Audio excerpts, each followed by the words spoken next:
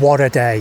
What a brilliant day. I couldn't be happier. I really couldn't be any happier. Okay, good morning. Well, it's day 7 and the 15th of September, and I'm here in Grindelwald, and I'm just about to head off to go and ride some of the mountain passes. Now, it's currently 4 degrees, so actually what I might do is just wait around a little bit and then wait for it to get a little bit warmer. So yeah, it's 4 degrees cold, but the promise is that it's going to be a really nice sunny day. So as I say, the plan is to ride, you know, the classic mountain passes of the Grimsel, the Suston, the Furka, and maybe also the Newfoundland Pass. But I think it will very much depend on what the weather is like or what the temperature is like, because there's been some really low snow for the year. And, you know, it may be that some of the mountain passes are closed. Blimey!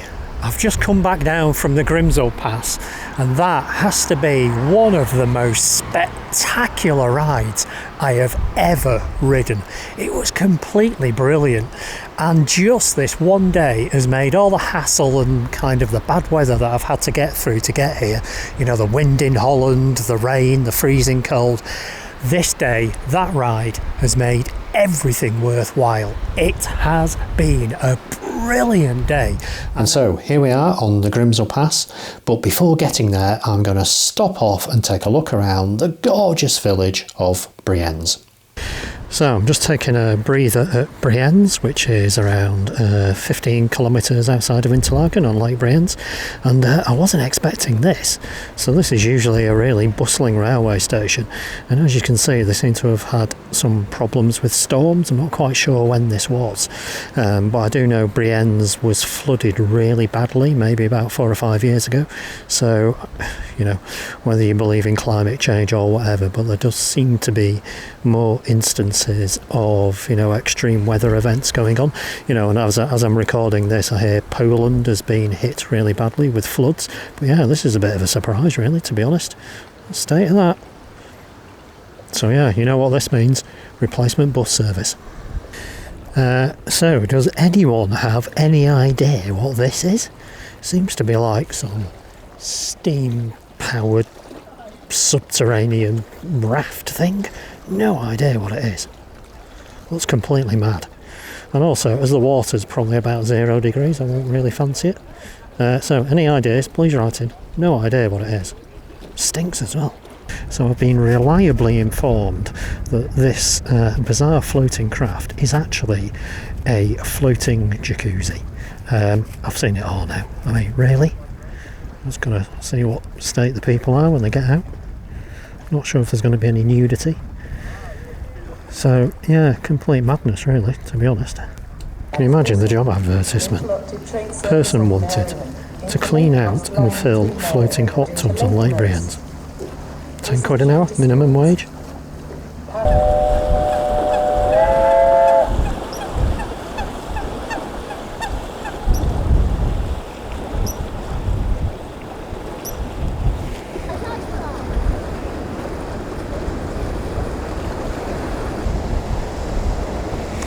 Doesn't get much nicer than that, does it?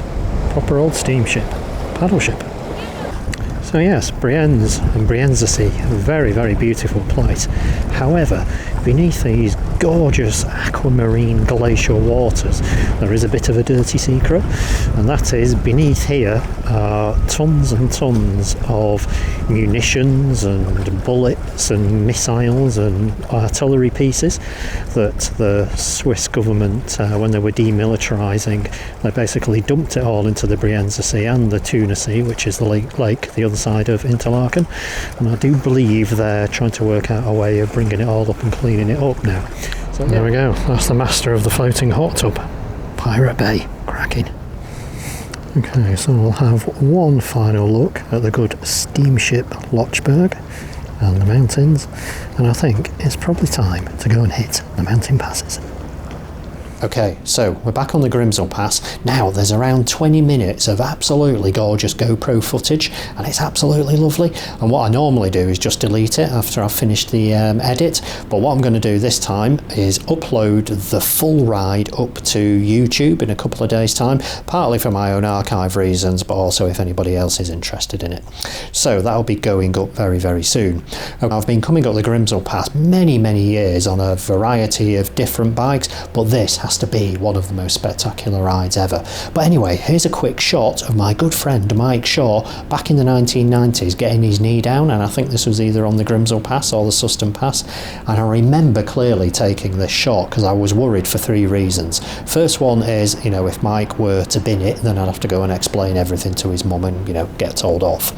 Second one was that I was using a film camera with a manual wind, so I was really worried about missing the shot and then having to explain that to Mike. And then thirdly, I was kind of perched precariously on a crumbling wall and there was about a 500-foot drop. But anyway, we got the shot, great knee down shot from a CBR 600 FN back in the 1990s, I think it was. So hello to Mike.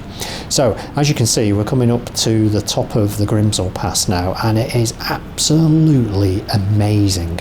So what I'm going to do now is just see how far I can get down to Gletch, which is kind of the intersection of the Grimsel, the Furka Pass and the road over to Brig, and just see how far I can get, basically. So as you can see, I can go no further, but this is a good excuse to get a few more shots, particularly of a very nice steam engine. Okay, so this is the Furka Steam Railway. So I think there's been a railway here since the 1900s, and it kind of fell into disrepair and stuff, but now it's a heritage railway. So it's really beautiful and really gorgeous and smells absolutely lovely. Not quite sure where it goes to. Obviously, we're here in Gletch. I think it goes over to Oberwald and maybe also Brig. So it's really quite amazing. It just looks absolutely gorgeous. And, you know, I'm not really a railway buff, but there is something about railways like these I think do enhance the natural scenery. Has that bloke got a glass of wine in his hand? Anyway, as you can see, it winds its way towards the Furka Pass. So what we'll do is we'll just take a quick look at the Furka Pass, which I can't ride. So there you go, twisting its way up to the mountain. And as we move further up, you can see the now closed Belvedere Hotel there, just on the screen. Absolutely great place, but I think it's subsidence or something that means it's had to close. Anyway, I'm going to head back down now to Grindelwald, get some shots on the way. So for instance, this is one of the hydroelectric reservoirs and plants on the Grimsel Pass, and as you can see, just looks absolutely amazing today. It really has been a fabulous, fabulous ride. So, and there is the ADV 350, looking great, looking cool. And I'll tell you what, I didn't want for any more power, any more brakes or any more handling. I mean, of course, there was like icy melt water crossing the roads and stuff. But, you know, it was totally stable, felt totally safe all of the time. So it was great. So yes, this has been a brilliant, brilliant day. So I'm going to head back over to Grindelwald, probably have a glass of wine, something hot to eat, have a very warm shower because it's gone very, very cold. But what a day. What a brilliant, brilliant day. I couldn't be happier. I really couldn't be any happier. So as you can see, lots of nice shops in Grindelwald. Lots of nice restaurants. That's what we've got here. There we go. It's all about cheese, you see. It's all about cheese. I have eaten so much cheese on this holiday. It's just utterly unbelievable. I've eaten my own head weight in cheese. I woke up last night in a cheese sweat. I don't know if you've ever had a cheese sweat. God, bloody hell. I tell you what, cheese sweat. Also, I've got cheesy knees as well. It's not very nice, is it? The other thing I wanted to talk about was, yeah, I've got still got a bit of a love-hate relationship with the Garmin sat-nav that I've been using for the first time. And I think what it is, I don't know, well, first of all, sometimes it's a little bit finicky to use, you know, like if I want to go to a particular place, you've got to fiddle about with it and waypoints and stuff, and it's all a bit annoying. And sometimes it takes me on routes that I don't particularly want to go on. But then again, it's absolutely indispensable for getting me out of a city and into a city, which is just brilliant.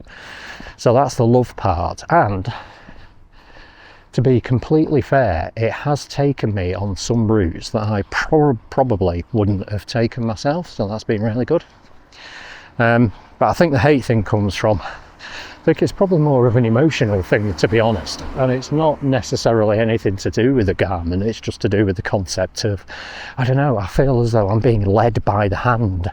You know, I feel like one of those, you know, tour groups, and I'm following somebody with a big umbrella or a flag, and I just sort of don't like that emotionally, to be honest. And so what I've taken to doing is, once I'm on the way, you know, I've got out of the city or wherever it is that I am, what I tend to do then is I just turn it off, and then I can do my usual thing and just sort of navigate by, you know, geography and having an understanding of where I am in terms of that geography. And then, you know, if I get lost or I think I need to navigate a particular tricky bit, then I go and turn it on. So on the rides coming here, the longer ones, you know, it's been off 90% of the time. I don't know, I just don't like being led.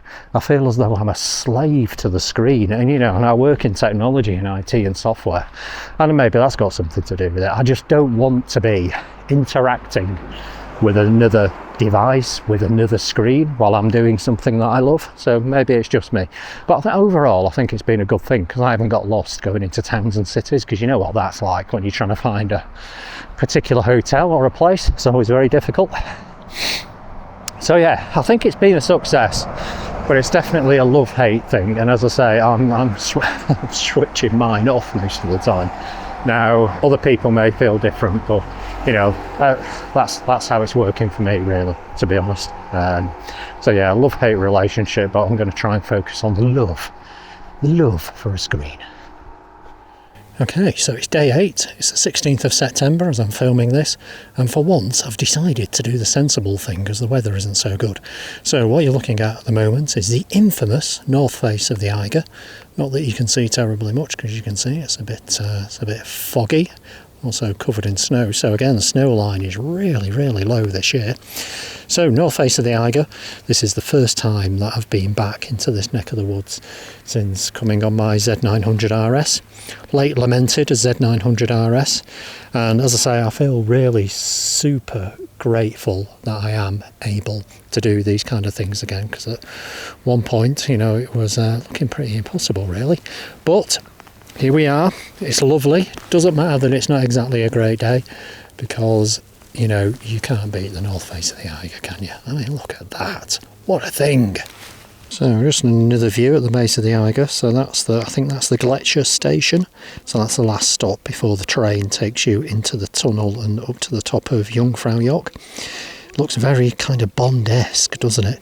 You know, or one of those kind of like brilliant 1960s war films. You know, you could imagine soldiers skiing down the slopes and lots of machine guns and stuff, and sinister people in leather jackets and things. And just on another note, on another aside, the G86, I tell you what, is really coming to its own on this trip. I mean, it's so versatile. I mean, just check this out. This is a handheld video. The stabilisation is just amazing, and it's so small and compact, particularly from a lens perspective. So yeah, it's really coming to its own. So as you know, it's been really, really cold for this trip. I mean, it's been like sort of 10-11 degrees quite a lot of the time, so really, really cold, and I've really been struggling to sort of keep the chill off me. So I've been wearing 4 layers, a t-shirt, a long t-shirt, a shirt, and then another sweater, and then my riding jacket.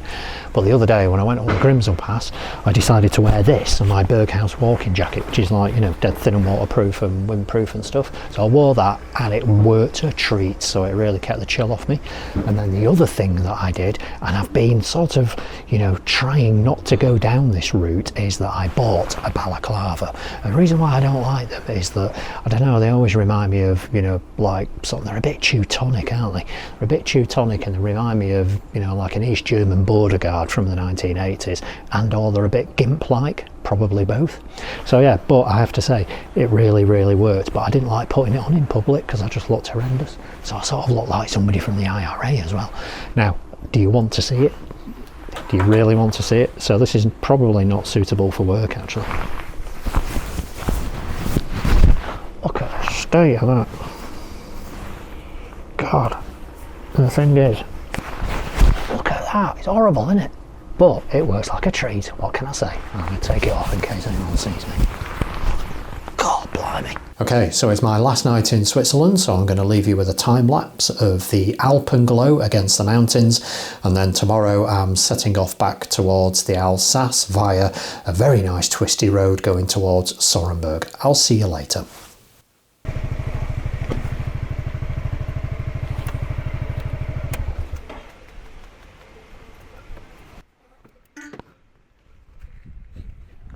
Well, that was some ride, that was.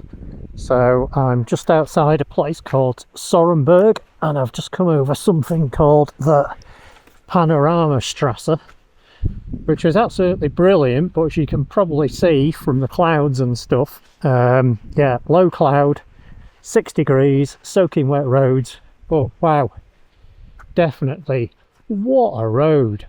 And I think the weather's getting a little bit better, still pretty cold, but I mean, what a landscape. I mean, really, it really is just fabulous. So hopefully the camera's picking all of this up. The little ADV is doing rather well. It's a bit grubby at the moment, but you know, look at this, it's lovely.